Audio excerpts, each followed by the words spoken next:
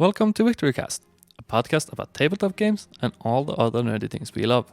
This podcast is a product of VP Tabletop, a media group where we stream D&D on Tuesdays, Warhammer on Thursdays, and Magic the Gathering on Fridays every week. Today's episode is sponsored by Victory Point, your local hobby store in Bryne, Norway. Victory Point has a large gaming area where the communities and in-store play are the number one priority.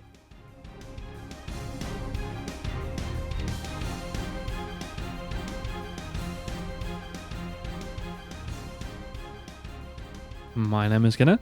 My name is Benjamin. And my name is Sindre. Good evening, lads. Good evening. Good evening. Or is it morning for some of us? I was thinking about saying finally back, finally on it again, but I think we need to have a little chat first. Yeah. Address the elephant in the room. Yeah. I mean, Kenneth is in the room, so we have a huge elephant. That's exactly what I was thinking. But that's not the one we want to talk about. Or True. I appreciate being talked about and having all the conversations about me. That doesn't bother me too much, but... We know. You're a handsome elephant, so that's okay. No. That's true. That's true. I should be a gold elephant as well. That's a new one. No, because every army I paint is gold. Yeah, I know. So everything needs to be gold. Something has to be grey. True. I was about to say new and improved show. At least different.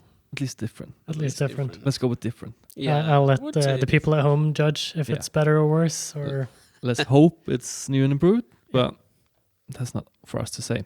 Yeah, for what We day is are- it today? It is the first day on English. True. That's the thing we need to talk about. Yep. We've changed our podcast format from Norwegian to English. It's basically just to go along with our streams and everything we do other places. yeah, because all our content now, except for the podcast, was global. Yeah. We're speaking English on the D&D stream, the Warhammer stream, and the Magic stream. And we're also taking the podcast off a weekly basis and doing it on a bi-weekly. And that's also to facilitate us recording our board gaming, which we're also doing bi-weekly. And that's probably the main reason we went over to English, because we want to broadcast and put up a YouTube video of our playthroughs on the games that we raffle in our show. Yeah. So And when that was supposed to be English, then it was just a natural move to move the podcast over to English as well. yeah, so shortly before this episode airs, you should have the first Let's Play that we've recorded available. Yeah. Even better, now you all can understand what we say about what we do. That's correct. And both of you are on the D&D stream. I'm on the Warhammer stream. We got Magic stream. Everything is in English. Yeah. So it's just natural that when we talk about the streams and everything else that happens, that we actually go over them in English. So everyone can enjoy all of our content, and we don't have to not talk about the podcast on the D&D stream because most of our viewers can't even listen to it. True. I usually ask, how has your week been since last time? But now it's 2 weeks. So how has your 2 weeks been? It's been quiet. I've actually had a vacation for the last week. Well, quiet and quiet. Well, I've been doing a lot of things, especially here in the store. Been putting up some shelves and trying to paint my army. Sure. But apparently Orion is too fast, so... Well, you've been trying to convince Orion to paint your army. Yep. And yep. you finally did it. You actually made them paint your army. It's almost done. It's true. I tried to convince him to paint the pile of shame, but that was a no-go. Yeah. Do you enjoy painting? I do, You when do? I have a lot of time to do it. Yeah, I understand. But I just never have a lot of time to do it. Yeah, I'm like that too. Like, you want to finish the things you start. Yeah, and you want to At do least it, I do. and you want to do it well. You want to spend time on each detail. You want to heighten the parts that you want to heighten. You want to spend time on the skin. You want to make everything just pop, and that takes time. Okay. That's your statement. I don't. And some necessarily, people just spray stand them in behind gold. them. I can't actually say that I finish everything because I don't, but I want to. I'm more like, I want to get it done. I want to play. I want to start playing with my army.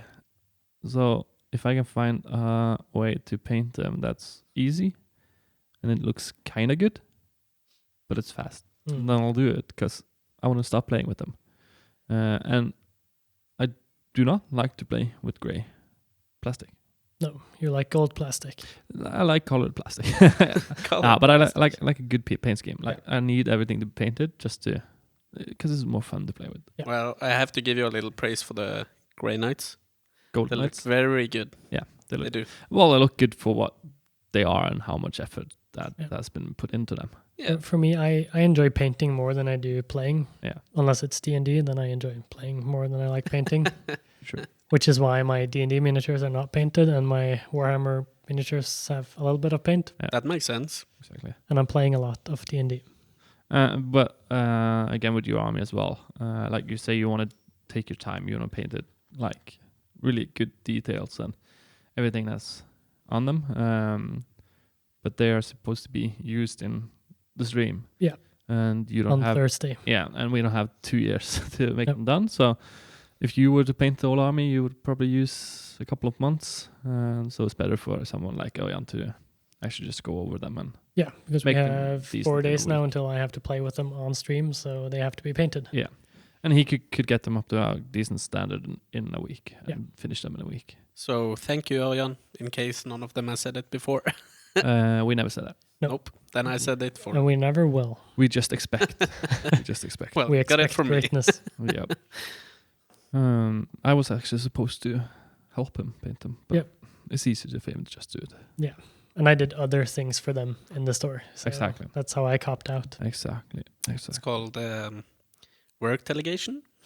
Yeah. That's Yeah. very good English. Because, none of those guys can mount a shelf. No, that's true. Oh, we've seen that. But Ørjan, so it's like Sindre mounting the shelves. Ørjan paints, and I teach Sindre to play the game. So it's fair. Yeah.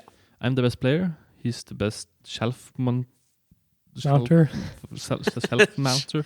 Shelf builder. Shelf builder. And Ørjan's the best painter. Yeah. So it's fair. Yeah, And I'm just definitely. a jack of all trades, master of none.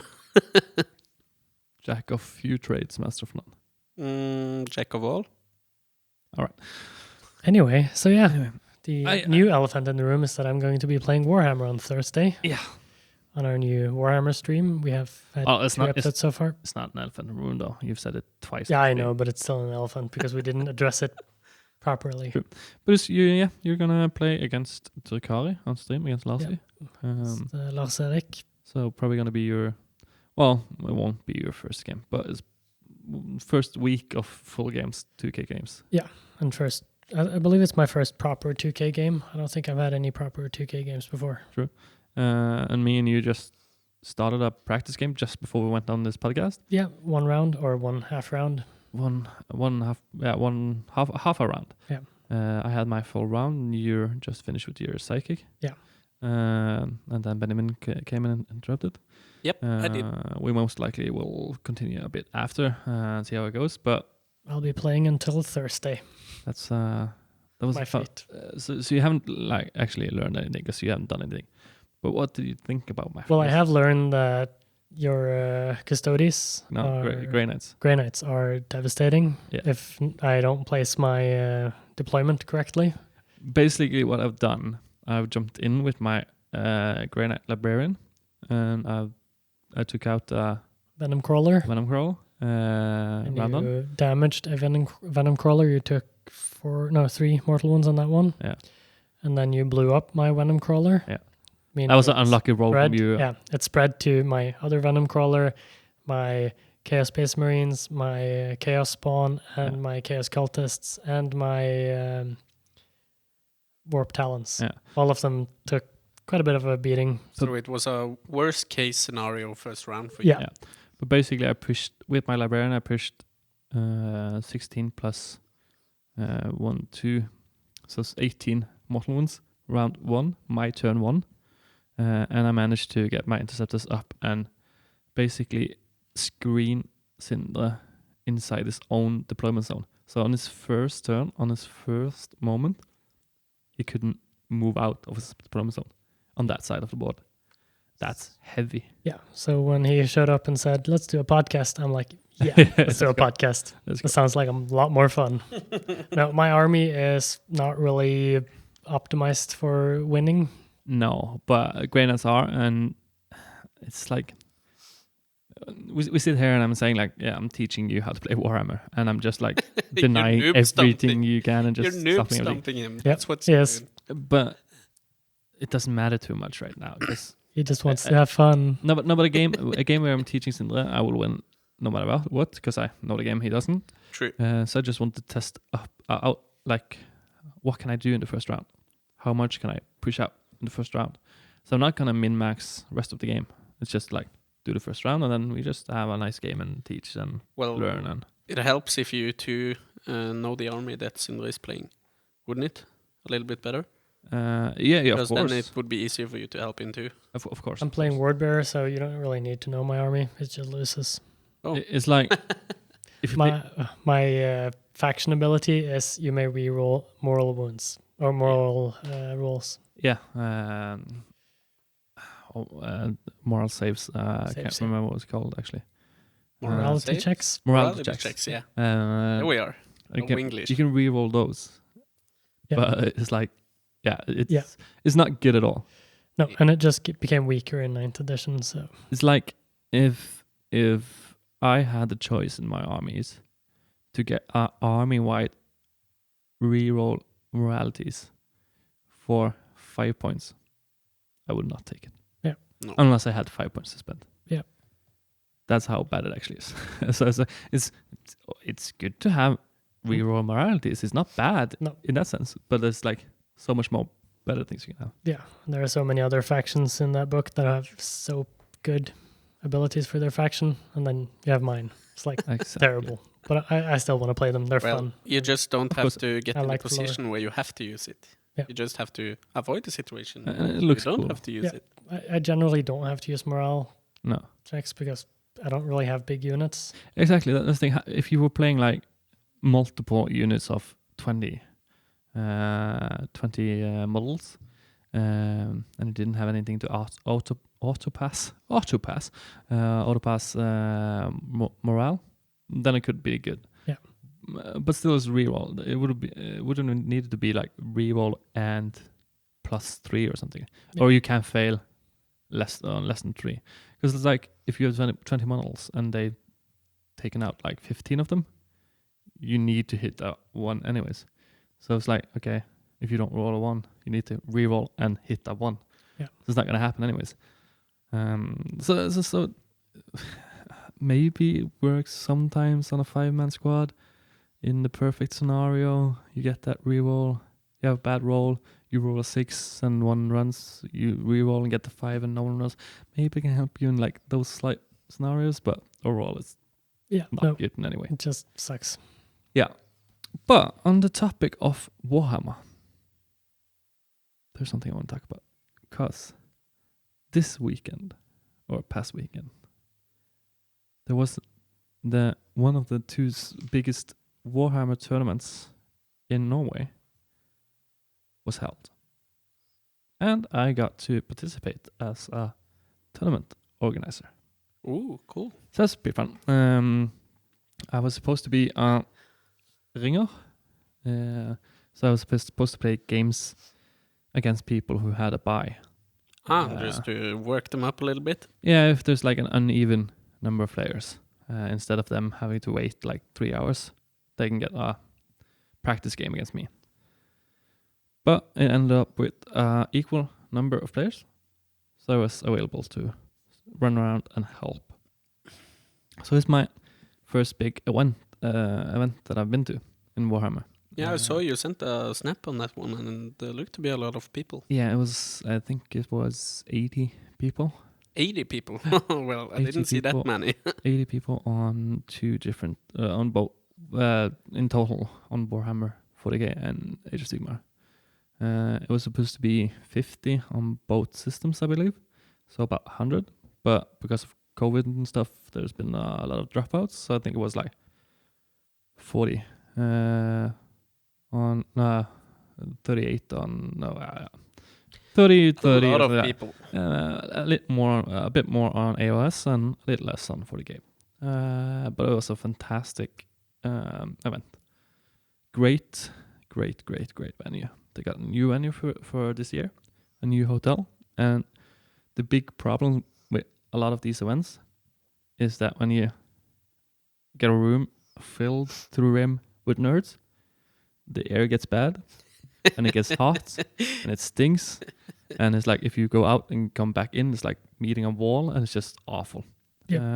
This room was amazingly ventilated,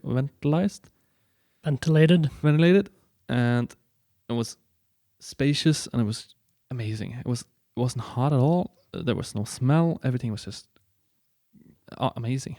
It was like if you went outside and went back in, you didn't notice that was like 100 people on there. That was pretty good. Loved the venue. I saw you on the stream for like a few minutes. I was on the stream for like almost the entire first game, and then I stopped being on the stream. Yeah, I clocked in at the end of that first match. Yeah, because there was a lot of other things to be done, so I was not on the stream after that.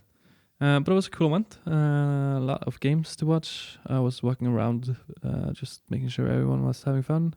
Everyone was doing what they were supposed to and not bending the rules or anything. That's always good. So it was a cool event. The cool thing about it, just to talk about the games stuff. Right now in the 40k meta, because I don't know too much about Age of Sigmar. I'm not too into Age of Sigmar, but the 40k meta is like solely based on Drukhari, Admech, and Sisters. Yeah, were there many armies of those? No, there were only like out of almost 40 players, there was only 2 Drukhari and 2 Admechs and no Sisters of Battle. You know what? I like that because usually with games and that kind of stuff, I've never really liked when people do play the meta to win. Exactly. And that's a good thing in the community. I like when there's like a wide span of armies. But I was expecting like 1/3 of the field to be Admech, Drukhari, and Sisters. After the first game, Admech is like the best army right now. Drukhari has almost the same win percentage in tournaments, but Admech has like the highest. And they just ruffle stomp everything. They're so freaking good right now. But after the first game, both Admech's armies was 0-1. Both lost the first game. Both of the Admech armies lost the first game. So that also means that there are a lot of good players as well. There is a lot of would be an experienced player maybe coming against someone that ain't that experienced maybe. No, I think it was more of the 2 Admech players didn't have enough practice with Admech before the game. Yeah, that's what I meant with experience. Yeah, but experience only in that army. So it's like the 2 Admech players are really good players, amazing players, and they just picked up Admech and expected to go in and win the tournament easy. They met up against decent opponents, not good opponents, but decent opponents. But when they don't have enough practice, it bites them in the ass. Both loses, and the tournament over. They can't win the tournament anymore. After the first game, they cannot win the tournament anymore. That's pretty cool, though. Yeah, but we ended up with a Drukhari army on top. So he went to the first place, and he went up against Custodes actually in the final. So it was Drukhari against Custodes. Custodes is one of the best old books, but still not. It's not like one of the top 5 armies. Maybe not even top 10. But a good question, as I've understood, is that when you play different armies, you have different lists as well. And you probably would have like with both Drukhari and Admech that you would have like a meta list. Do you know if they play that, or did they just build something they wanted to play? They played meta lists. They definitely did. They both the Drukhari and Admech players played a variation of that meta list, but they both played like what is considered the strong list. So it was not like an AdMech player that came and played a fluffy list. No. It was a competitive list. It was like a list that had won a lot of tournaments earlier. And the sole goal to the players was to win the tournament. And everyone expected that one AdMech player to win the whole tournament easy. And he lost the first game. And there's something extra fun with that. Seeing meta chasers, people who expect to win, go on, really enjoy that. come into the tournament and just land on their face. Sort of makes the entire tournament after that more interesting. Yeah, it Yes, does. it did. Now everything's up in the air. Definitely did. I mean, I don't think that people would play tournaments if somebody met up with a meta and people would feel that, there's no reason to play. True. These meta lists are with, so they're probably going to win anyways. Yeah. Then nobody would play. And that's true. And to your fascinations, that was a Chaos Space Marine list. It didn't go all the way to the top. I think it actually ended up in 3 wins, 2 losses. But after day 1, it was standing on 3 wins. And everyone was expecting it to get to the final. Interesting. It was a very special list. It was Noise Marines all over the place. And Noise Marines are basically Marines that shoot a bit hard. But the cool thing about them is when they die, they shoot again. So every model that dies shoots when they die as well. Cool. So even if they die on the first turn, you get to shoot with them. Now you have to rearrange your list then. No. That doesn't really fit into my army. No, and it's boring list to play. Yeah. But it's a specialist, and it's interesting to see. And there was a Necrons list with a lot of monolith and like a lot of these big buildings. Not like probably like 40 models in total. Normal Necrons lists are like 80 to 100 models. He was like down to 40 because he had these big monoliths and big buildings. Very interesting list, but it did perform. I actually think he went 4-1. Hmm. So it did really good. If you get 4-1, that would be to the finals then, or No. it the? How does it work? Depending on how many players there are. Yeah. Because there's 5 rounds, so first round you get paired up randomly, and then you get paired up with your depending on your score. So if you're 1-0, you get paired up with another guy who's 1-0. With the amount of players that were in this tournament, there would be a final consisting of 2 players that was 5-0. And there would only be 2 players with 5-0. No, 4-0, I mean. So there would only be, at the end, 1 player with 5 wins, 0 losses. Everyone else would have a loss. Yeah. So if you were 4-1, like him, he was, he could have been the 4-0 guy in the final, but he lost 1 game earlier. So he didn't get to he was, I think, went 2-0, then 2-1, then 3-1, 4-1. So he wasn't on the final table. But it was cool. It was a really cool list. And I was like, it was really fun to like walk around the whole venue and just look at the different armies and look at the different lists and look at how much better Age of Sigmar players are at painting than 40k players. Well, fantasy does look a little bit better if you ask me though. True, but it was like a lot better painted armies. A lot more details, a lot more went in. But I think that's because 40k is like more considered a competitive game, and Age of Sigmar is more like a casual game. Yeah. So people that play Age of Sigmar like start with their army and a year before the tournament, while a competitive 40k player maybe starts with the army a week before the tournament to have the most optimized list. I think that's the reason. But there were a lot of freaking amazing models. Cool. That was cool. It was a really fun event. Definitely want to go again.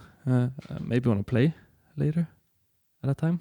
But definitely go again. Yeah, play next year maybe. And I recommend everyone, even it doesn't matter what level they're on, if you play Warhammer, go to those events. It's so fun. Everyone I is imagine welcoming. you can learn a lot just by watching and even participating. And even if you don't learn, you make new friends. Yeah, that too. Everyone is so friendly and nice. Everyone wants the same as you do. Everyone wants people to play with after the tournament as well. That's what I really enjoy about all those communities. They're very tight knit, but everyone is so friendly too.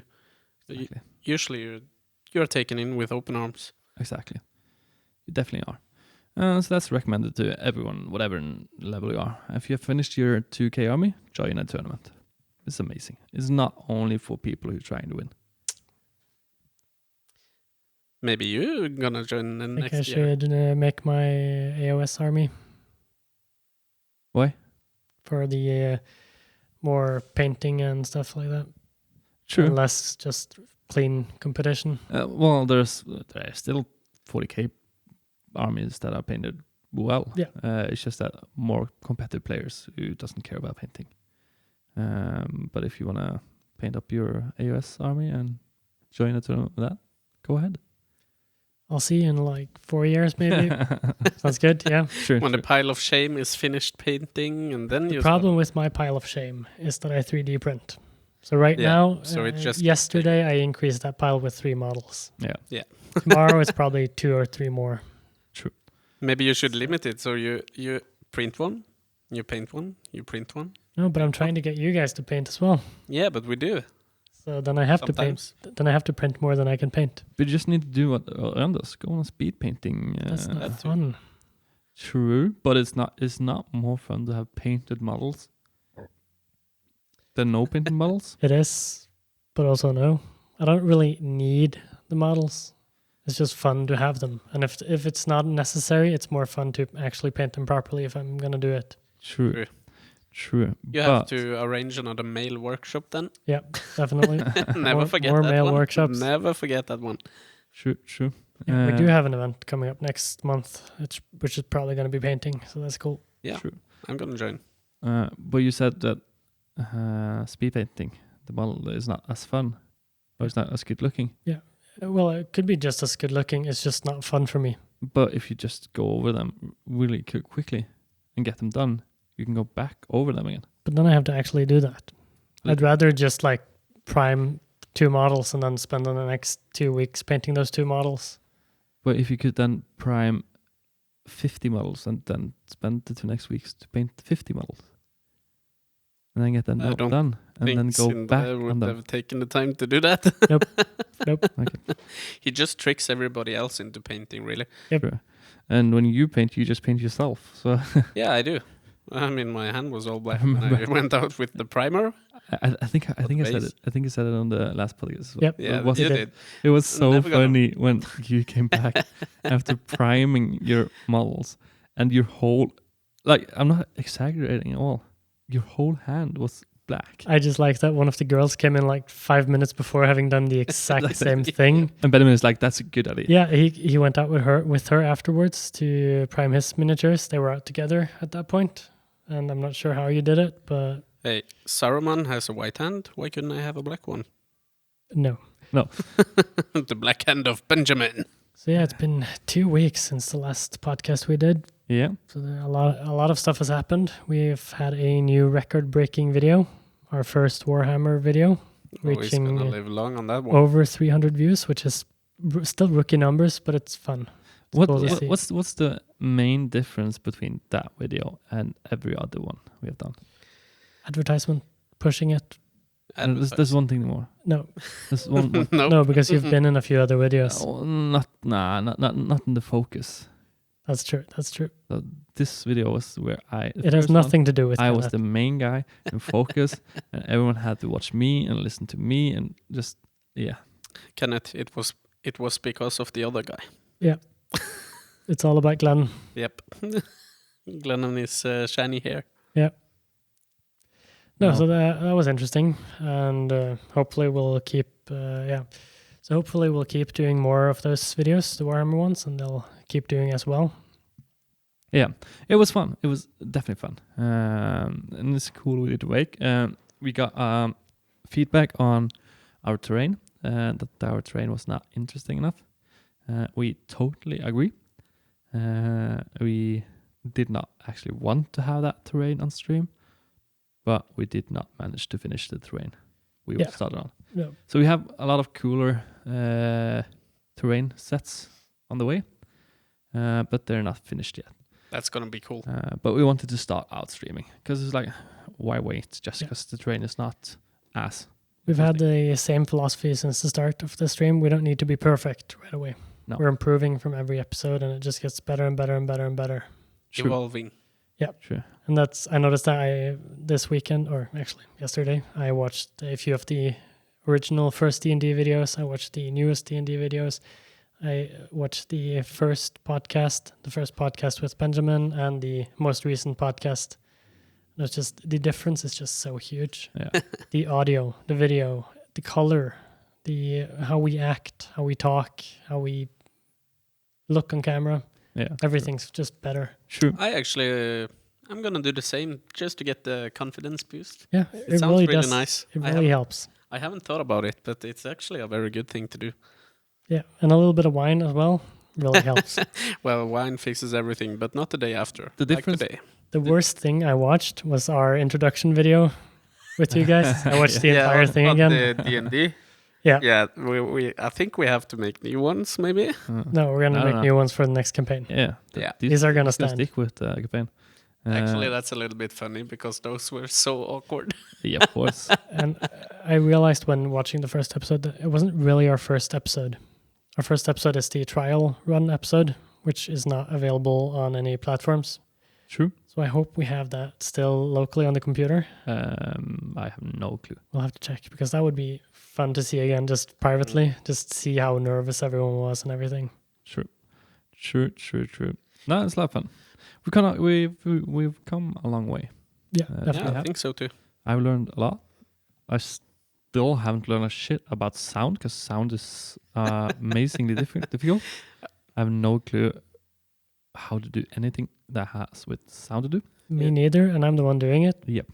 Well, I've talked to a lot of people that dabble with or have dabbled with sound, and everybody says the same. It's very difficult. It's impossible. It's so impossible. It's different for every time. You never get the right settings.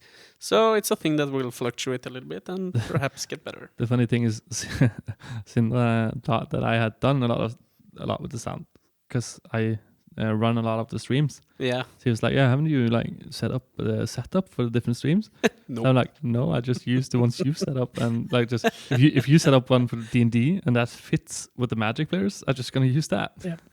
It's hilarious. But that's also the thing, that we use this same little room for 3 streams, 1 podcast and 1 Let's Play or video recording. Yeah, let's play. And it's just every single one of those has a different setup with a different use of the microphones, with a different use of the room. Like the Warhammer one, we're actually standing. Yeah. It's just And completely a different amount of people in the room at the same time. That too. We go from 7 to 2, 7, 2, 4, and 3 and 2. 2, 3, 4, and 7. Yeah. So it's it's a hassle to get everything up and running and standing where it needs to stand. Moving But the it's a little bit fun backdrops. though, because it's a little bit different every time, and we talk a little bit about it and what wires go where, and Yeah. I think Yeah, it's I like it. Like Yeah. I would wish it was not that difficult in this room. I wish we had 4 rooms or 5 rooms, 1 room for every stream or video. So if everyone likes and subscribes to Twitch and likes more there and follow us, maybe we'll get 4 different rooms Yeah. eventually. Exactly. different rooms eventually, yeah. So if you want to see us improve that badly, Yeah.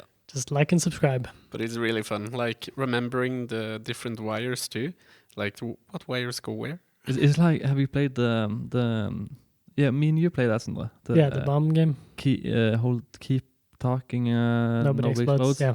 And there's like, have you played it, Benjamin? No, but it sounds fun. Yeah, it's like one of you have the manual, and one of you sits with that ticking bomb. Mm-hmm. We're definitely going to do that on stream one day. Yeah. And the guy with the guy that sits with the bomb needs to explain what he sees, and the guy with the manual need to find out how do you fix it, how do you get down to stopping. And there's like, and that is like, with the bomb says like, I have a red wire going from 4 to 3. How do I need to change that? And then I have to go over, and it's like, no, red should go from 4 to 8, for example. So that's like that with these wires. So we're playing. What was it? Keep talking and nobody explodes. Keep talking and nobody explodes every day. Yeah. And I basically made it harder for us today since we moved places. So this has always been my wire, and this has been his wire, and now it's different. So I have to change everything everywhere to make things make sense. Yeah. So Venom seems a lot shorter today. It's just because he's even further away from the camera. Yeah, that's the plan. Gonna minimize his presence. He's actually really, really tall. He's just the camera angle is. They really enjoy making fun of me for being so small. So now they can make even more fun of me by taking me in the middle. Exactly. and since we are in English now, we can actually announce that Benjamin is about 4 feet 8 inches. That's wrong, I believe. 1 inch. So No, 1 foot is 30 centimeters. You're 4.8. About that. Oh, 5. 5? Okay, 5 flat. We agree? No. Yeah, we agree. Let me think. 5. You're 5 feet. That would be... Math isn't my strong suit. That's 146 centimeters. Yeah. So that's about here, right? Well, today it is, since I'm sitting in the middle. I don't know these imaginary numbers, so I have to Google. Yeah. Anyway, only thing I know, I'm 6'1". On the note of doing weird things to make the sound work and the studio work, we have an actual hammer on top of hammerhead. Hammerhead. Yeah. On top of the boom arm here. Yeah. Sindre wasn't really sure how we would fit the shark in this room, but we managed. Yeah. That's pretty funny. And why do we need a hammerhead on the boom or the mic arm? Well, because this microphone weighs a little bit less than what you're supposed to have on these studio arms, so we have to use a hammerhead. But because we oiled this arm because it was making bad noises. Yeah, that was pretty fun because then it wouldn't go down. It's just it just went up. It became a little bit lighter. It worked perfectly, but with a bit sound. Sound, yeah. And you were complaining. And I said, I just said there's some sound from that. How can we fix that? And you two geniuses was just like, let's oil it up. Do we have some VD40 here? VD40 for the win. And you oiled it up, and it worked. It worked. This is super quiet. It doesn't make any sounds, but it wouldn't keep down. You can place it anyway. It was just standing right on the way. It was like when you oiled it, you also put it on Viagra. Yeah. That's how it was. The best way to explain it wouldn't go down. It would never go down. That's the best way to explain it. But also for those kind of arms, you're supposed to use a microphone that weighs a little bit more. Yeah. So it keeps it down naturally with the weight. That's why this is all we needed to fix this again. True. All right. I actually really want to go over the game. Yeah, the game. It's for everyone who's haven't listened to our podcast before, and since we're going over to English, there might be a couple of those. Every other week now we pick bi-weekly. Yeah, every bi-weekly we pick a game at random from a big list of like 100 games we have. We'll also be doing some manual picking of games in the future. Yeah, some bigger games that we need to plan a little more. Yeah. But we pick one random and we get that, and for next week we make a let's play video of it, and the week after we review it on stream. Yeah, and so last week we did that for raids, and we played it, we recorded it. You might have even seen it by this time, because it should have been released before this podcast has been released. And then we talk about the game here on the podcast. We talk about what we think about it, if we like it, if we hate it, and then we rate it. And yeah, we've been rating games for a while now, which in the description of this video, you can see all the games we've rated so far, and you can see what we thought about them. But the first video that we actually make game we actually make a video of is rates. Yeah. And we put them on the rating form we have. So we have like a rating form that goes from 1 to 10, where 1 is what, Benjamin? 1 is Monopoly. And 10 is the perfect games, the games we want to play every time, all day. So let's just go into rates. Yep. Should I start off what it's about? So rates is not Raid Shadow Legends. Everyone has heard about. Almost. Raid's the board game. It's a board game about Vikings. You are a Viking crew, that travel the seas and plunder and fight and kill monsters and fight each other to gather most resources. Resources in this game is basically glory points or victory points. Very good coins. Amazing coins quality. Yeah. On the actual coins. It's a game where the person in on the last spot, not last place, because place is like point space as well, but on the last spot on the board goes first. You move around. One full round on the board is one turn. You have 4 turns, or 4 voyages, as it's called. And you collect everything you can collect. There's different kinds of tiles that gives you different style of points. You have, for example, weapons that only helps you kill monsters. And you have Mjolnirs that times the amount of Vikings you have in your boat. Multiplies. And you have runes that goes higher up in score depending on how many runes you got. And you got cards that just give flat out victory points. So it's a strategic board game, strategic Viking game. And over to my thoughts about the game. I was actually pleasantly surprised.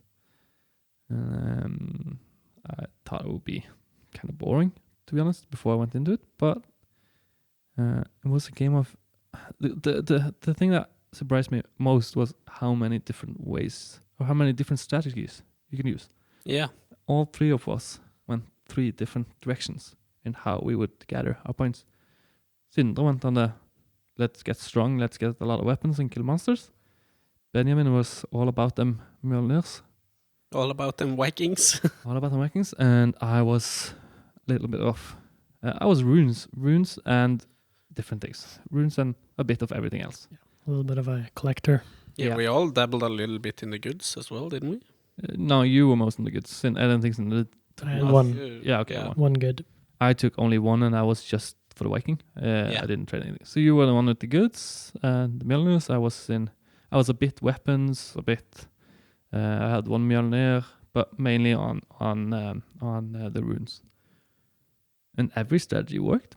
Yeah, definitely. I think you kind of in this game you kind of need to pick a strategy and then hope for RNG.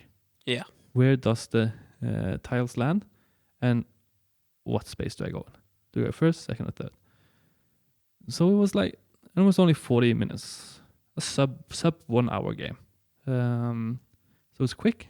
It was fast paced. It was interesting. It didn't slow down. You didn't have long rounds to wait. When Benjamin was taking his turn, I didn't have to wait forever. And even when you were in your turn, I was always thinking about my next step. Yeah, and it was kind of easy to think ahead as well because it happens a little bit fast and you're kind of forced to follow. Yeah. So it was a decent game, good game. I would definitely put it on. I would definitely play it again. I would recommend it to people who like it, but I would put it on a 6.5 out of 10. 6.5, that's good. Yeah. Definitely a game I could bring up. Like if we have friend group who are going to play a board game one evening, I could definitely pull that out. Yeah, definitely want to play it again as well. So I should probably just tell everyone our table of ranking. We tell it on English. We've said that Monopoly is 1, and we've said... So it starts with 10, which is perfect. That's the game that you always love and always talk about and bother your friends about. And then we have 9, which is always bring it along. We have 8, which is very good. We have 7, which is recommended. And then we have 6. I would play it again. We have 5. It's okay. And then we have 4, which is not recommended. We have 3, will not play again. We have 2, stay away. And then we have 1, Monopoly. I like that we stick to that one. Yep. Yeah. Yeah. Of course. Of course.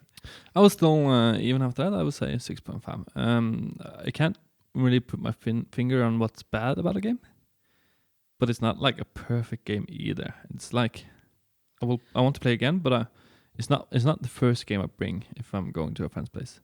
I think it's a game that you would like to play again to like put it in a place, in a ranking, because it's a little bit hard the first time actually. But I fear that it's a game that might go stale pretty quick. Yeah. So it was really fun the first time. I want to play it again, but I think it might go stale. What surprised me a lot with the game was that I thought that I was staggering a lot behind and definitely were going to lose. But the difference in points were equal between all three of us. So I actually weren't that far behind either. That surprised me a little bit because I thought you two would be dueling for first place and I would be like 10, 20 points behind both of you. But the difference was equal. So that was fun. And the biggest mystery of the game, do the coins always end up with none at the end of the game that we have to play it again to find out? That's not a mystery. It is. It does. It is a little mystery. No? You don't think so? No, it does. It does end up with every coin being spent out. Yeah. Yeah, but you can find points on the tiles as well. And if you get No, but it's always there's three. It's always was it 7? No, the coins go out 5, 3, 1. Going back to start and getting going past those tiles that get out with 1, 2, and 3. Yeah, but what if you don't get those tiles? You do get those tiles. All tiles are getting used. Every tile is used. Oh, okay. Yeah. Okay, yeah, I didn't understand that. But Yeah. then, that's a cool... The tiles are random on where on the board they're getting placed, but every tile is laid out from every pile. Oh, through the game. I didn't notice So that. all coins always go out. Cool. That is exactly what they're used for. Yeah, But I like that the that's, coins are like proper metal. That's That was pretty cool. good. Yeah. That's pretty cool. Yeah, me as well. Definitely want to play it again. I'll probably put it around the same as you can. 6.5. Copycat. Copycat. Today I am. Taking Today the I'm easy a way out. Yeah. No, I think it's an interesting game. I was, like you, pleasantly surprised. I like the mechanics. I like the art style. I like the flow of the game. It was like, especially with 3 people. I'm not sure how it is with 4. And was it possible to play with 2? You can play with 2, but there's different rules for playing 2. There's So it's probably not good with 2. It might be, but it's like you need to bring in a ghost ship. I also believe it could quickly become a little boring with 4 people. It was already just a little bit boring when people took a little bit longer on their turns. I noticed that. I was like, I already know what I'm going to do, because it's very often very easy to tell what you're going to do because you don't really have that many options. And the worst thing about this game, I like being the Debbie Downer here, was the rules book. I disagree strongly with what you're going to say, because we treated the rules book wrongly. You read 25% of the rules book. I read it through one time, but I suck at remembering things I read. And then we ended up watching a video of it. Yeah. Do you remember that one line that we were struggling with? That was just completely unnecessary in the book. But that does not make the rule book bad. Slightly. It does pull it down a little bit. Okay. In my opinion. Okay. No, fair enough. But the game was good. It was fun. It was quick. It's probably very different the next time because there's so many elements of random inside how the board game is set up. And we also have different sub goals for the rounds, which also change. So I think it was really good. I put it on. Before you say your character, I just want to talk about one of your points there, with it being worse with 4 people. The thing I think it would be better with 4 people, for the reason that if you have 4 people in, there will be more fighting over the different tactics. True. So seeing people go for Mjolnir, you can go Mjolnir on the first round, and then say Benjamin goes for Mjolnir. But next round when there's a double Mjolnir, who gets it? Possibly. And how do you change the tactic? So I think it actually will be better with 4 people because of there will be more fighting. Yeah, more fighting, tactics. more running, and Maybe the game would feel a little bit faster because you're 4 people and you're forced so much forward all the time. Maybe we should try it with 4 sometime. Yeah. But I'm going to say 6. I want to play this Fair. again. That's a good assessment of the game. So that gives us an average of 6.3. This game for me is the perfect example of don't judge a book by its cover. The cover is not bad necessarily. It's generic. It's a white box with a Viking ship on the front. Yep. The back is a generic board. So it's not a bad cover. It's a generic cover, but it's I because of the cover I expected it to be a lot worse than it was. Maybe that's a good thing then, because you went in with lower expectation, which turned out to be better when you played it. It's a good thing because I was already going to play it, but I don't think I would have bought it and played it Good point. because of that. So it's okay in our scenario where we have to play it, but if you just go into the store and see this game, it's like, But I'll take Ticket to Ride instead. Exactly. did you manage to break the game? No, I was like, there was no clear way to try. And that's a good thing. And there was like, I tried to think through all the different tactics you could use to score points. And there was, the reason I went for the runes is because I thought it was easier to get fast points. And I thought, because often when you have like multipliers in games, it's just basically who gets most of the multipliers, who that guy wins. Yeah. And there are a lot of games that have that mechanic, and you win easy if you go for that strat. That's the reason I picked that one. But they kind of capped it in a weird way. Whereas if you pick 1, 2, you get 2 points. That's nothing. So you need, if it starts as that, you need to go all 5. And even 15 for 5 is not a lot of points. Nope. So I think instead of being like the game winning strat, like it is in a lot of games, I think it's going to be the safe strat that no one else will contest. It seems like an equalizer, if you would call it like that. Yeah, I think it's a safe strat. I think it's safe as long as no one else is also trying to do the same safe strategy and limiting the amount you get early on. True, but if I take 1 rune and another person goes for rune, I won't take a single 1 rune. Then it's not worth it at all. Then that's what I did. I took 1 rune. Yeah, same. So it's not worth it. Spoilers. Sure. Oops. Yeah. Should we just pick the game for next week? Yep. Yeah, I want to talk a little bit about another game after too. Yeah, we'll do that. And are we adding all the other games as well to this raffle? We've got like 25 more games into our list since last time. And me and Benjamin have a tradition just before we're going to pick game. So let's go ahead, Benjamin. Yeah. Nemesis. To Cinder's great frustration. I think Cinder actually has. Yeah, he actually likes it. I think he's actually removed Nemesis from the list. Yeah, I have. You have? Yeah, definitely. Cheater. I would actually like to play that game myself as well. It's really very cool. Visually good looking game. No, I'm adding all the games, no matter how many players it needs and everything. Yeah, because we are doing it the way that we, just to give some background information, we are playing in our podcast now on Monday. We will change the day to Thursdays, and we will play the Let's Play videos on a Thursday. But possibly, that's the goal. But we don't have endless of hours on Thursdays because everyone has a day job and stuff. So we don't have time for a 4-hour game with 5 people. Goals is one day we don't have to have day jobs. We just work with this. That would so like and subscribe, share.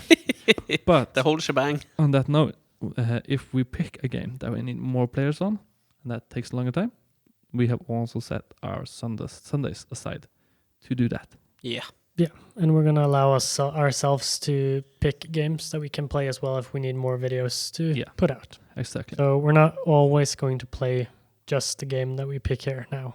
True. We're not always going to do the raffle as well. Yeah, we will have a little bit different flow for it. But if we pick a game from raffle, we will always play it, and we will always make a video from it, and we will always review it. Yeah, but it might not be available in 2 weeks. True. Okay. Okay, ready? Drum roll. Pick. Nemesis.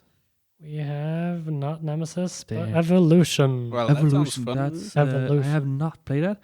That's a game I'm really interested in playing. Elian has talked a lot about it, and he loves that game. Yeah, that game's pretty good. I've played it as well. Yeah, I know you played it. So that's going to be fun.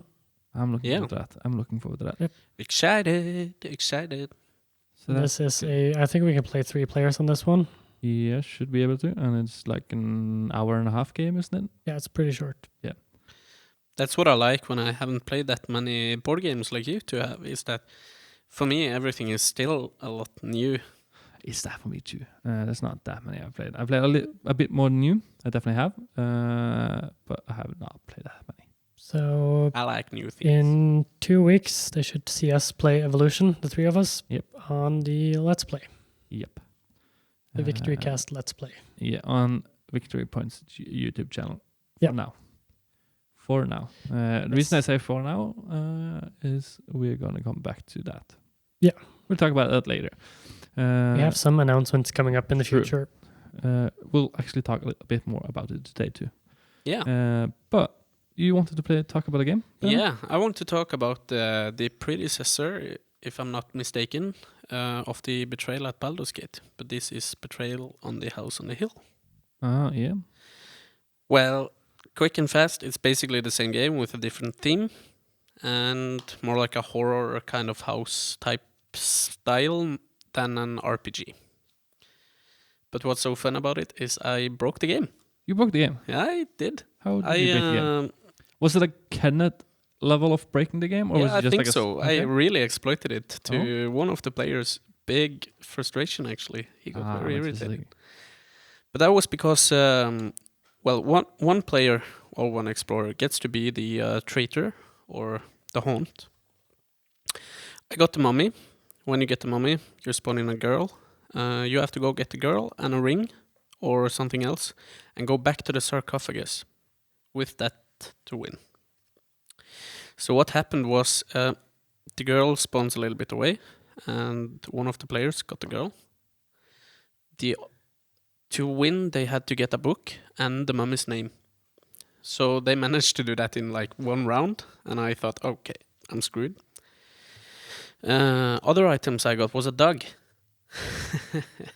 And many people complain about this dog because you can really do wanky stuff with that. So what happened was that I wanted to kill the player with the book before they get to use it. So I went and did that. I killed him. But the book and the name only had to be in the same room. The other player didn't have to pick it up. So I was still screwed.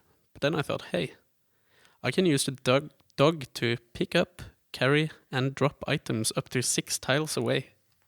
So I just picked up the book and ran all the way over the end of the map and put it away.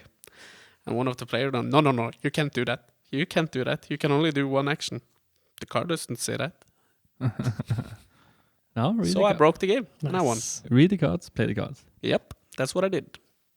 That's true.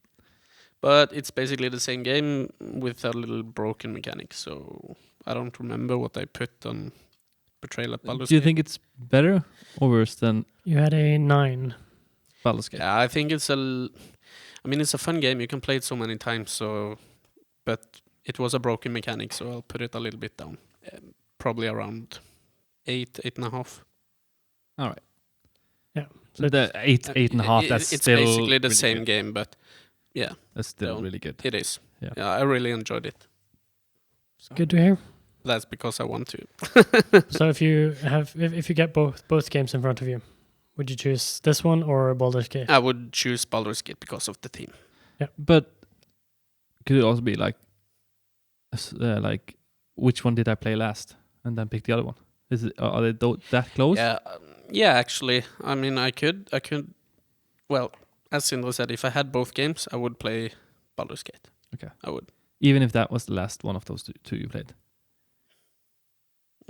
Yeah. Coolio. Okay, so it's been 2 weeks and we've had 2 D&D streams. No, last board game I Okay. want to talk about. Okay. Because that's a cool one. Unfathomable. Yeah, because that's one we're actually looking forward to. Because you two rave about Battlestar Galactica. Battlestar Galactica. and this is the new The re-implementation. yeah, because Battlestar Galactica is out of print. Yeah. Been that for many years. So this is basically the They same lost game. the IP. Yeah, so this is basically the same game. Different skin. Comes out next week. So next week we'll have it in our store for sale. That's gonna be fun. And I look forward to playing that. Yeah, so we're Yeah. gonna probably make a let's play of that at some point. Yeah. Not too far in the future. Because both of you put that above 9, didn't you? I believe we did, or at least up to 9. I think Cindy put it on 9.5. 9.5, both of us. Yeah. So that has an average of 9.5. That's our highest rated game That was a really good game. in our But list. Definitely, I'm excited for Unfathomable. Yep, likewise. Yeah, it's I like that you're actually it's a saying the hard name word now. to say. That's good. You're improving.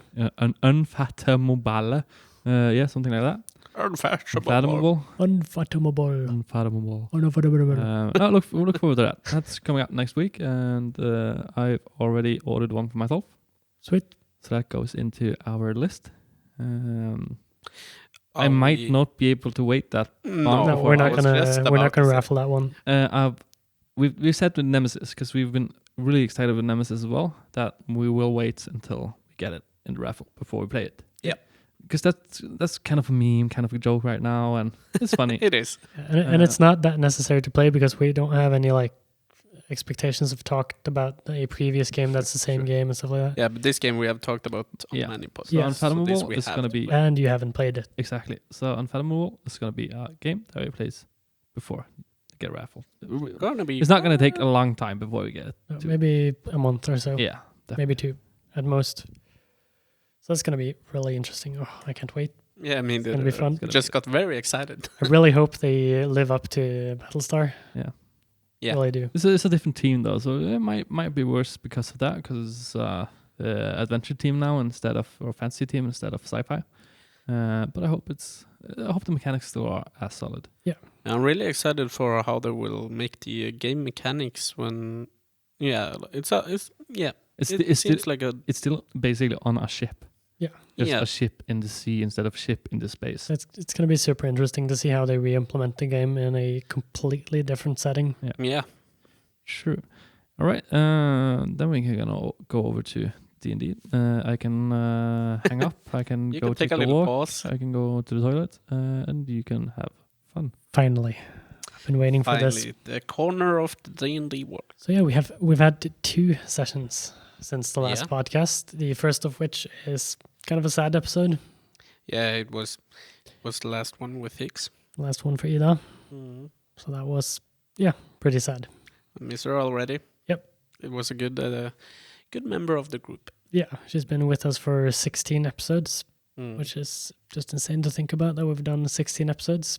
17 now though. But she ain't dead, so hopefully we will see both her and Higgs again one day. Yeah, we're already making plans for possible guest appearances, so Yep. that's something to look forward to. But the episode in general was very intense. I think it's the most intense episode we've had. We started right on the bat with the summoning of the water elemental Mm-hmm. from the chalice that Kaelin threw out onto the water. Very expected that result. far back, yes. Yeah. That's true. That's just 2 weeks. Yeah, I mean, that's a lot of different stuff that happened, actually. Yeah, a lot of things. Well, let us just say that Kaelin and Reliquin has... No, I'm going one episode too far back. We actually started with I thought after you getting your blade. Yeah. Yeah. That's what I thought. But yeah, Reliquin and Kaelin are still in each other's hair, would be Yeah. the right correct term. Yeah. Not too happy with each other. Nope. But that's interesting. It's an Yeah, it is. interesting I like, interpersonal conflict. You have to have a little conflicts in the party. That's always good and fun to watch. Yeah, definitely. Usually. Yeah, it's adds spice. Yeah. And well, so you started by going back to Steven's boat, which was interesting in and of itself. Yeah, because Kaelin stole some stuff from that boat, and somehow he is not suspected, or at least we didn't have any repercussions that we know about yet. But you know, if Yeah, Possibly. that's what I said. That It's always like that in D&D. That you know of. yes, That you know of. Yeah. that's why I said it. That, never yeah, make assumptions so that no you know everything. repercussions yet. But as soon as you landed in the city, Kadun, Kadun, with a K, we on the boardwalk down to the dock, a portal opens, and there stands Masrodel. Master Odell, and said, "Something's happening. You have to come right now." Yeah, and he transports you to Hope's End. Where everything is dark. There's some strange things going down in Hope's End. Yeah, in the middle of the day. Yeah, but it doesn't look like it is there. It's all dark. Yeah. And Sun's blocked out and everything. so what we basically do is that we take a little rest, prepare, and then we go down into the catacombs. Would that be the tunnels? Underground. And stumble into a room of not one, but all 9. Of the 9. Even the one you killed. Even the one we killed, named Susan. Susan, yeah. I like that name. And she instantly took a liking to Kaelin. Yep. Because he was entering the room wearing her ring. And she didn't notice the invisibility at all. Well, maybe it was her wedding gift or something. Possibly. Nothing about being invisible and all. And so she quickly bashed him down to the ground and stole the ring right back. So now Kaelin can't be invisible anymore. Nope, he's still sad about that poor guy. That kind of ruined the fun for me. I liked Kaelin being... Yeah, that was like the mischief. highlight of every game. Him being invisible. It was very fun, yeah. You don't see me, no. I like taking away people's toys. exactly. Well, that's what makes me so nervous. Because you You never have a know few if toys. yeah, I do. And that's not a good thing. But the 9 were not the only ones there. Some episodes back, we always talked about the creepy little girls. Girl. It's just one. Yeah, the little elf girl. She was in this room. With a human father. I knew something didn't add up. And then a gem was right over her head. The when they were red trying to gem. summon Ilian Tova. And I must just say, the struggle when we fought in there, I thought that, okay, we can win this fight. We have to just bury this room and everything in it. So I start to break the roof. That was a good play, actually. Yeah, definitely. Came close. Yeah, but... Well, you did cave in most of the room. we did, but I thought it was like very thick. But it was just like a little, so it didn't really do that much. And Ilian Tova enters the world. And I must just say, I've never had so many goosebumps when you tell that the little girl points at you and just says, You die. die. I just, no, I can't roll a character already. I've seen that. There is a spell that's called Power Word Kill. Mm. You basically point at the person and you just kill them. If they have 100 hit points or lower, you just die. There's no saves. There's nothing. You just die. Why don't you have that spell? Because it's a level 9 spell. It's huge. Yeah. Sadly, the spell failed. Yeah, because obviously we had some stuff and requirements because of Sin, the savior of the day. Yeah, and he popped in for the first time. Yep. First time everyone's seeing the lovable, what's his race again? Drow? Drow. The only Drow we've met, isn't it? Yeah, I think so. Except for, no, I can't say. Except for something else. Yeah, Sin I is can't pretty remember. strong, isn't he? Yeah, it seems so. Well, he's not much of a combat guy, it seems. He's more of a trinkets guy. Oh, okay. He's an He's a scholar. kind of guy, yeah. Yeah, but he has a lot of interesting items that he's used to do a lot of interesting things. He basically pops in, says, "Put your hands on me," and pops out with all of us. Yeah. Thank God. From there, we get to know that he has found the Keranora, the big wolf. So we go for the next session on a hunt for that wolf. Yeah. And that is also where Ida left us to go up into the mountains with Master Odell to train and get stronger. Become the greatest monk warrior in the continent. So sad. Yeah, so sad. So sad. Yeah. Felicia was really sad about it. I think everyone was. just started to bond with Hicks, and then he's leaving. Anyways. Yeah. And then we started the next episode with 4 players, which was pretty awkward. Yeah. Until I came. I mean, I'm the Yeah, main you event. saved everything. It just became normal after that. No, Yeah. we still have one chair empty, which Yeah, just looks wrong. Yeah, it's a little bit weird. It's not gonna be empty for too long though. Next week, actually, Yeah. we have Montaigne joining us. Yeah, it's gonna be fun. And if I believe correctly, does he have a character drawn too? Yeah, we have character art for him. We have everything ready, which is So? going to be revealed next week. It's gonna Yeah. be cool. It's going to be fantastic. Yeah. But Sin, on this hunt for this Karanora, he takes us on I would call it world hopping. A As journey.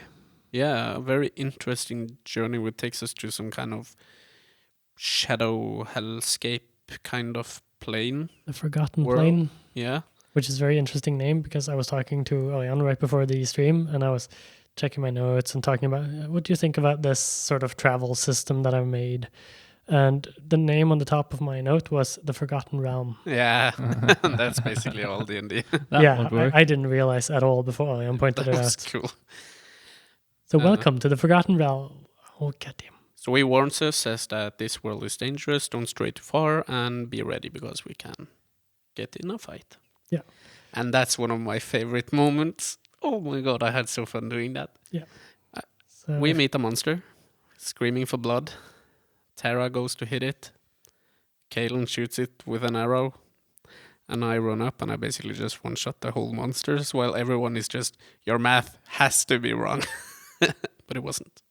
I still think you're cheating, but that's fine. It's not. No, I'm It's just kidding. actually a mechanic. It's the crit Yeah, I mechanic know, I know. that If we makes it broken. if we think about what you have done from the start to this point, I which- told you I'm getting to be which powerful. could basically be summed down to one word, which is nothing. Then you one-shotting a monster. There's no way that is even possible with that bad of a character. There's a lot of Has interesting to be things cheating. happening here because warlocks in general, they don't need anything from the DM or from the world to get stronger. They just Not get really. stronger from level to level and get incredibly strong naturally because their abilities are innate with the pact with their demon or their sword. But I also give them a lot of items and boosts and stuff, which make them even more powerful. And then you have the crit rule.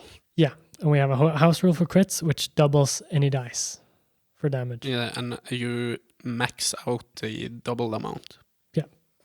So the second So- die for doubling is just max. I think that was 127, I believe, in one round, and I didn't even use Eldritch Smite for the next Yeah. attack either. That's It's cheating. That's cheating. like I can dish out at 200 damage in one round.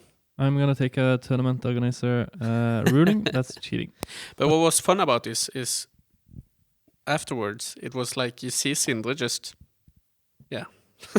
I was you broke the devastated. game. You Yep. broke the game. And then he gets I think you got a little mad because the next time you really nearly But, devastated the whole like, party. I really wanted to have fun with that monster. Do Yeah, some but it was a cool cool things. monster. Yeah, I looked it up s- after, and it's really cool. yeah. I'm probably never gonna get a chance to use it again. But no, the next encounter was actually I didn't change it or anything.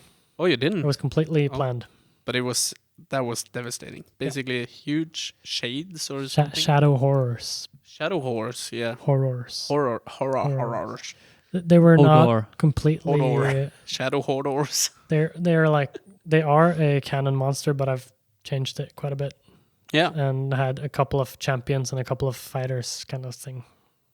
but that was really devastating. They had AoEs that it just bursted down the whole party, and if Sin hadn't been there really and made disadvantage on every attack they made, we would have to roll up new characters. And Yeah, I really had to show my dice for that part of the session because that I was just insane. they had a disadvantage, but I was also rolling so poorly. It was like 2s and 3s and 5s and 4s, and like after a very devastating round of combat, if you suddenly start doing poorly as a DM, it's just okay. Now he's just fudging his rolls. Yeah. So I turned my dice trays over so Tara could see my every roll for the rest of the session. But what was so fun when you did that is when you rolled with disadvantage, you usually had like one good and one bad. Like many times, he just that's a crit, but it's disadvantage. So I actually have one that was a crit and a crit fail. yeah. So, but that's the session I believe that we've critted the most. Yeah. There was And there- so many crits in it. I think Kalen had like 6 crit fails Yeah. almost in a row. That's so insane. Even a double one, like first a 1 and a 2, and then a 1-1 on advent. That's impossible. And then in the end, you found Karanora, We did. the big wolf, The and you started wolf. fighting it. Or the Durgan, as we call it. And we played for 20 minutes overtime because we really just wanted to finish that combat. Yeah, but we didn't. No. So we're on a little bit of a cliffhanger, so I wonder what happens when we start again. Yeah. I have to say, the ingenuity for you and Naruk with summoning a lot of weak copies or creatures, that was just genius. With a creature that only hits 3 times or 6 times total with its legendary actions and no AoE or anything, because it can't continue to kill. It just removes these fodder things. Yeah, she summoned a lot of stuff, and I just imaged myself, basically. But it worked wonders. Yeah, because that monster can possibly easily kill some of you. Yeah, it's with the damage it give it rolled one out at the round start. and it just you can 2 hits or something. Yeah. So that was phenomenal. Yeah. I love it.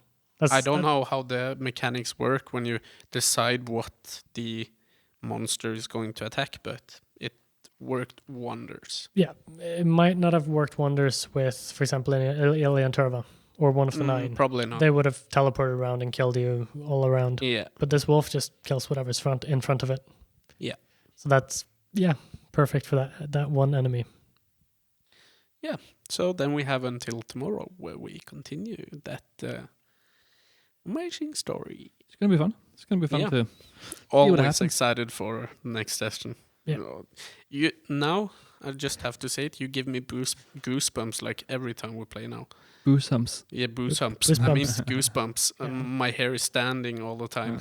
There's so much stuff going on. No, it's super fun and the story is super fun and We can't forget all of that the players are just loving it, living in it, doing it. Yeah. And Naruk fainted, had some dreams, and that affected both me and Malin's weapons or Terra. Oh yeah. The dreams were. That was Those were fun. I don't want to recount the dreams on the podcast. I want people to watch the streams for those because. But you did a lot of both good and bad stuff for the party because there's a lot of conflict around that. Exactly. Yeah, it's a very interesting storytelling tool that I like using. I hadn't done it before, haven't thought about it before, but it just fit her character, fit the story, and doing like these dream scenarios. It's just very interesting. And then you drop that bomb too, where everything in the party just blows away. Some think that we are possessed and stuff is happening. Yeah, watch it. Yep, it's fantastic. That's cool. Sindre. Yes, sir. This was a recap of the Magic streams. We had a Warhammer stream, and you were the only one involved. I'd like to hear you recap that Warhammer stream. What happened in the game? Because I'm interested in just listening what happened in the game. I have no earthly idea what happened in the game. For you was I do know that the dice was used because I had to turn on and off the dice camera. I know that a lot of dice ended up on the floor, but a lot less than when you guys were playing. Their accuracy is a lot higher than you guys. But no, actually, it was a fun match, and it was very interesting because I from the start, a lot of people were rooting for and believing that Lars would win. Yeah, Mini Larcy. Custodes. Yeah, and it looked like that for most of the game until like the last 15 to 20 minutes when Ion suddenly just boom, boom, boom, boom. Oh, what? Yeah. Okay. It was a game between. Oh, and I spoiled the victory now. Yeah. Oops. It was it doesn't matter. It was a game between Grey Knights and Custodes. It was a nerfed Custodes list. No, Grey Knights list against a hard hitting Custodes list. Grey Knights have a lot of mobility, not so much in Orion's list, but still a lot of mobility. So they were just like knifing it out because both of the armies hit like trucks. So they were just killing back and forth, scoring decent points. keeping it really close. Game, it was barely a couple of points. But in 9th edition, they've made a change that the player who goes second scores his primary points at the end of the 5th round instead of the start of the round. That's the thing that actually won early on the game. He managed to get a 30-point swing in his last turn, actually, and then managing to scraping out the victory. But it was a mega fun game to watch. It was close all the way to the end. That's cool. And Sindre became a lot better behind the camera. He actually remembered to switch between the cams, and in the first game, he always put the dice cam up when we were done rolling dice. A few times. I didn't do it every time. And a lot of the times. Well, it's like everything else we do. We get better. Yeah. And in this stream, he put it up sometimes when they actually were rolling dice. Yeah. Most of the time, I did it correctly on this one. I had a lot of good switches. But getting to the later part of the stream, I did start making some sloppy mistakes with the cameras and changing. But that was mostly because I was getting so tired. Yeah. I hadn't planned to be behind the stream that day, and I was super tired. Luckily, I got Kenneth to come in with a coffee for me. Yeah. A good cup of coffee. True. And that really helped me for the last 15 minutes of the game. So it's a fun stream though, fun setup. It's cool to be there. Yeah, and this week I get to be in front of the camera. Yeah, I'm gonna be behind, watching Sindre play his Chaos Space Marines against My word bearers. Lars's Drukhari. It's gonna be fun to watch. Yeah, it's gonna be interesting to play. Sindre's gonna be able to move that game at least, and Lars is gonna shoot a ton of shots.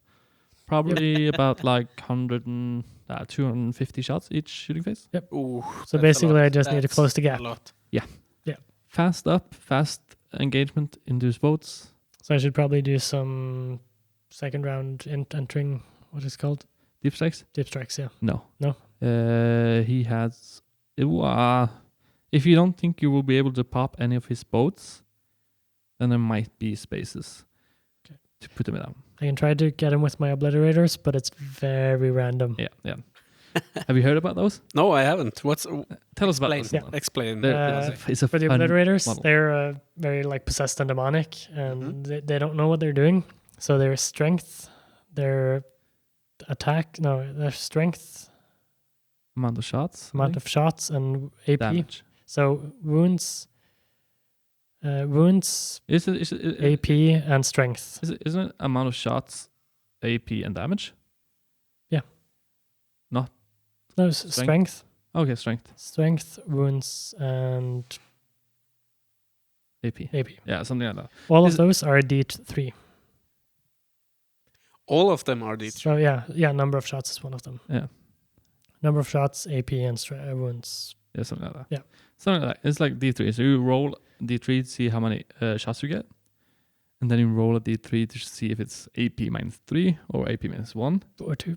And then you see if it's how much damage it is. So it could be like a lot of heavy hitting shots. Or it can be weak. Or it can be one shot. And I have with 3 of weak. them. Yeah. Okay, that's that's funny. actually All some good sort of things lot are of fun. 3. Yeah. But if I remember correctly from playing against at least your list with Drukhari one time, they got disengaged, don't they? That they can jump away, fall back. Was it? Yeah. If you engage with the boats, I can disengage or put my units out of the boat, out of engagement range. They have shoot and move. There are a lot of ways to manipulate movement. It's gonna be cool to see that. Yep. Sindre's gonna lose. We'll get up but it's gonna be close fun. and I personal. am most likely going to lose most of my games with style. with obliterators. Yeah. I'm bringing everyone the word. Of word bearers.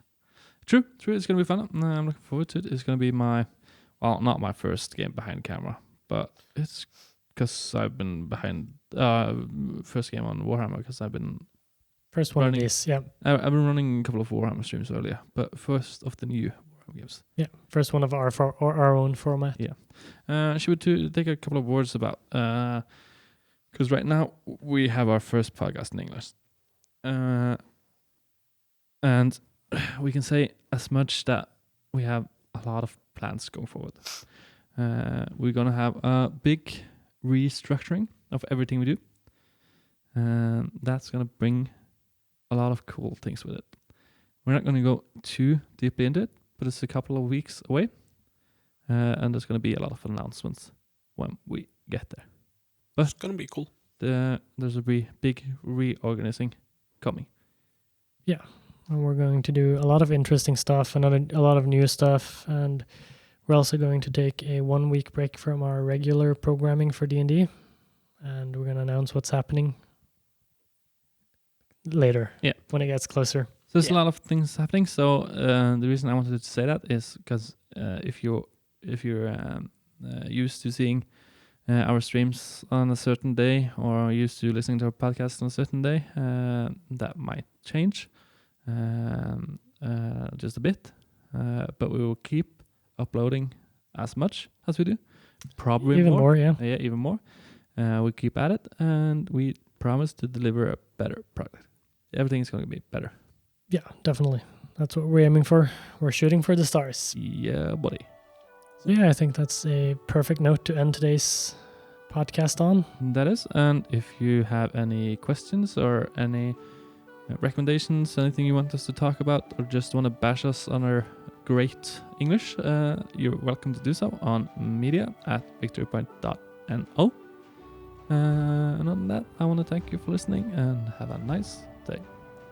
Bye.